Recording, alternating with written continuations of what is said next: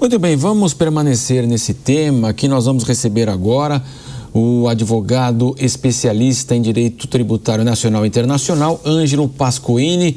Ângelo, seja bem-vindo, espero ter acertado aí o seu sobrenome. Muito bom dia. Bom dia, acertou sim, bom dia. Obrigado. O Ângelo, me explica uma coisa. Claro que o mercado financeiro acompanha de perto tudo o que está acontecendo. Nós estamos chamando de anomalias jurídicas o que está acontecendo também do lado da justiça. De qualquer forma, qual que é o caminho assim mais correto para toda essa situação? Queria que você analisasse essa polêmica aí que virou 25-26 e, é claro, está longe de terminar também todos os tentáculos que envolvem aí o Banco Master.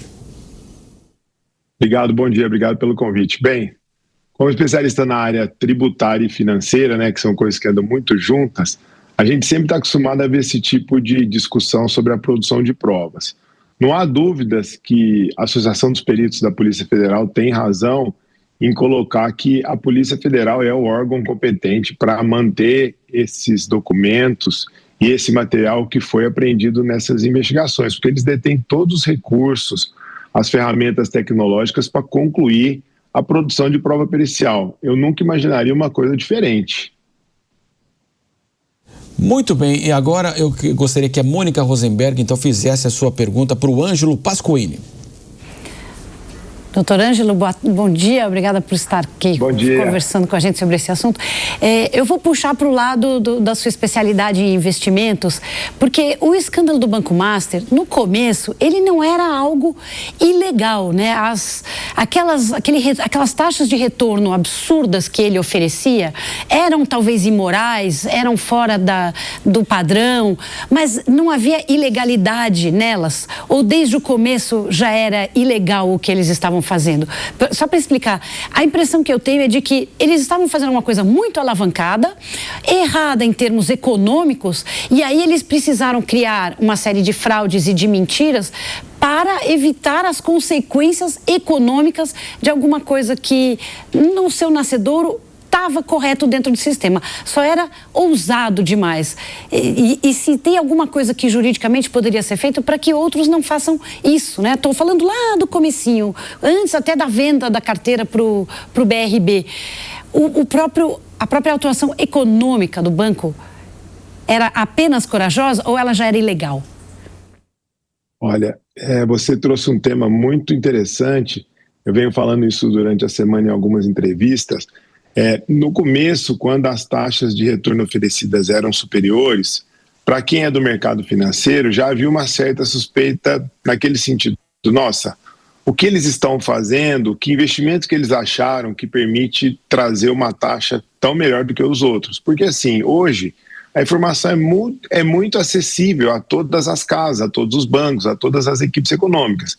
Então, quando um player do mercado vem trazendo uma coisa muito superior ou muito disruptiva, ou ele descobriu uma coisa extremamente vantajosa em termos de investimento, ou tende a aparecer, como a gente chama, de uma pirâmide financeira ou um esquema Ponzi, né? Que é uma coisa que já vem historicamente de muitos anos, que é usar dinheiro novo para cobrir rentabilidade do dinheiro velho. Então, assim, legalmente, o que pode ser feito e vem sendo feito cada vez mais pelo Banco Central é o acompanhamento próximo, diário das instituições financeiras sobre os investimentos que elas estão prometendo de retorno aos investidores, porque no fim do dia a conta acaba sobrando para o Fundo Garantidor de Crédito.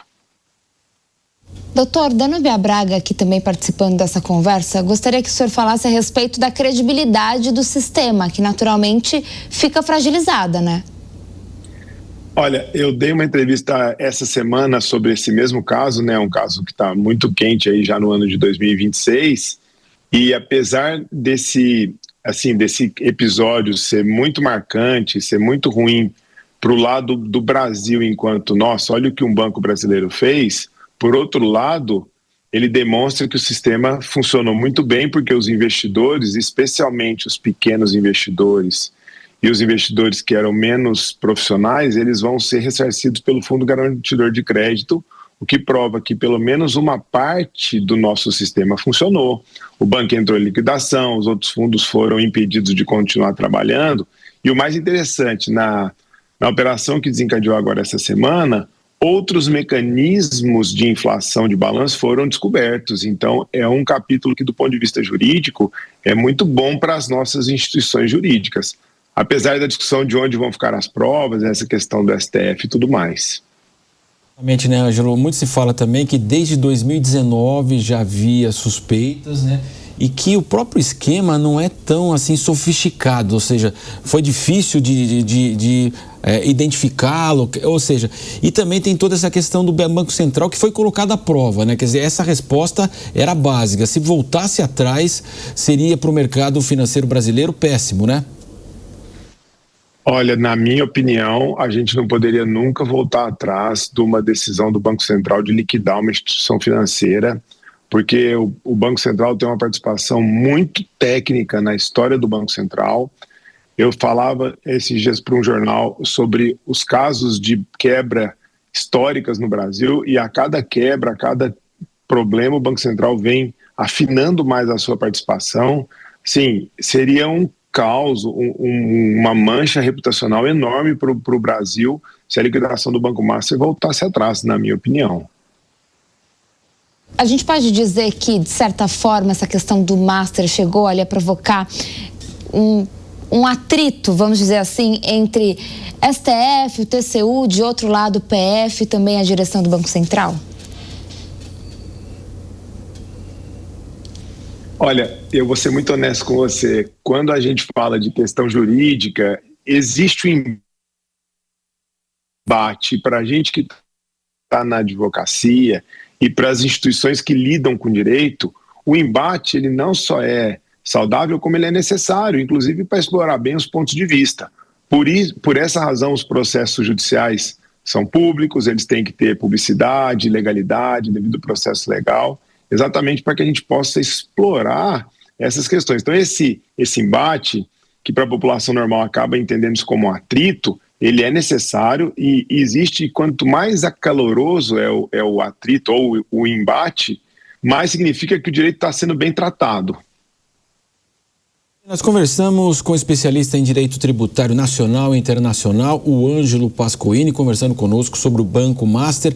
Muito obrigado pela participação do senhor conosco aqui. Até a próxima. Bom dia.